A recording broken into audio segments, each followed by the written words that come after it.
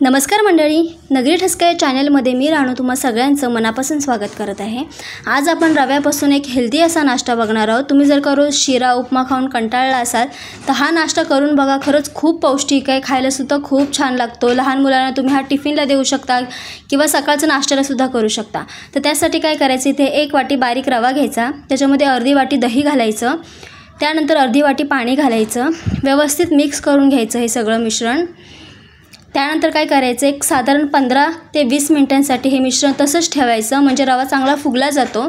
त्यानंतर काय करायचं, मी इथे एक बटाटा घेतलेला आहे, तो उकडून घेतला, त्याची साल काढून घ्यायची आणि अशा पद्धतीने स्मॅश करून घ्यायचा बटाटा। त्यानंतर काय करायचं, ते कढईमध्ये 2 चमचे तेल गरम करून घ्यायचं, त्याच्यामध्ये मोहरी घालायची। मोहरी चांगली तडतडली की मग त्याच्यामध्ये बारीक चिरलेल्या हिरव्या मिरच्या घालायच्या। मिरच्या तुम्ही तुमच्या आवडीनुसार घालू शकता, कमी जास्त प्रमाण तुमच्या आवडीनुसार करू शकता। त्यानंतर त्याच्यामध्ये कढीपत्त्याची पानं घालायची, बारीक चिरलेला कांदा घालायचा आणि कांदा चांगला लाल होईपर्यंत परतून घ्यायचा। तुम्ही बघू शकता इथे कांदा चांगला लाल झालेला आहे। त्याच्यामध्ये लाल मिरची पावडर घालायची, थोडीशी हळद घालायची। हे सगळं मिश्रण व्यवस्थित मिक्स करून घ्यायचं, तेलामध्ये 1-2 मिनिटभर परतून घ्यायचं।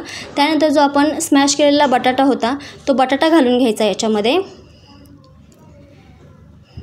आता हा बटाटासुद्धा एक 5 मिनिटांसाठी आपल्याला व्यवस्थित मिक्स करून घ्यायचे सगळं मिश्रण। त्यानंतर काय करायचे, त्याच्यामध्ये चवीनुसार मीठ टाकायचं आणि पुन्हा एकदा छान असं एकजीव करून घ्यायचं हे मिश्रण आणि एक साधारण 5 ते 7 मिनिटांसाठी हे मिश्रण चांगलं असं परतून घ्यायचे तेलामध्ये। तुम्ही बघू शकता अशा पद्धतीने, ठीक आहे। त्यानंतर काय करायचं आहे आपल्याला, हे जे आपण 15-20 मिनिटांसाठी जे आपण रवा भिजत ठेवला होता, तुम्ही बघू शकता इथे आता घट्ट झालं हे मिश्रण। आता याच्यामध्ये थोडं पाणी घालायचं, व्यवस्थित मिक्स करून घ्यायचं आणि छान असं आपण जसं इडलीचं बॅटर कसं तयार करतो अगदी त्या पद्धतीने ह्याचं बॅटर तयार करून घ्यायचं। मला अजून थोडं घट्ट वाटतं हे, मी अजून थोडंसं पाणी घालते। पाणी हळूहळू करून घालायचं, एकदम जास्त घालायचं नाहीतर हे बॅटर पातळ होऊ शकतं। आपल्याला इडली सारखी कन्सिस्टन्सी ठेवायची आहे। त्यानंतर काय करायचं, त्याच्यामध्ये थोडंसं मीठ घालायचं, थोडंसं खायचा सोडा घालायचं त्याच्यामध्ये। हे सगळं मिश्रण व्यवस्थित मिक्स करून घ्यायचं। त्यानंतर काय करायचं, मी इथे गॅसवरती नॉनस्टिकचा तवा ठेवलेला आहे, त्याच्यावरती तेल लावून घ्यायचं सगळीकडून। पळीच्या सहाय्याने आपण जसा डोसा स्प्रेड करतो ना, तसा डोसेसारखं त्याच्यावरती टाकायचं आणि थोडंसं असं स्प्रेड करून घ्यायचं। त्यानंतर जे आपण सारण केलं होतं बटाट्याचं, त्याची ना अशी पातळ अशी टिक्की तयार करून घ्यायची, ती मधोमध ठेवायची, त्याच्यावरून बॅटर घालायचं, झाकण ठेवून एक साधारण 2 ते 3 मिनिटांसाठी वाफवून घ्यायचं। त्यानंतर कढईने तेल सोडायचं आणि असं पलटी करून घ्यायचं। आता इकडच्या साईडने सुद्धा छान अशी वाफ काढून घ्यायची झाकण ठेवून 1-2 मिनिटांसाठी फक्त।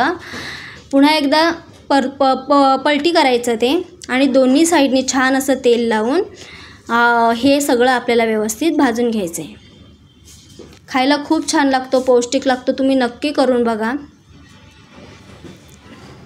असं थोडंसं दाबायचं म्हणजे ते सगळीकडून व्यवस्थित भाजलं जातं।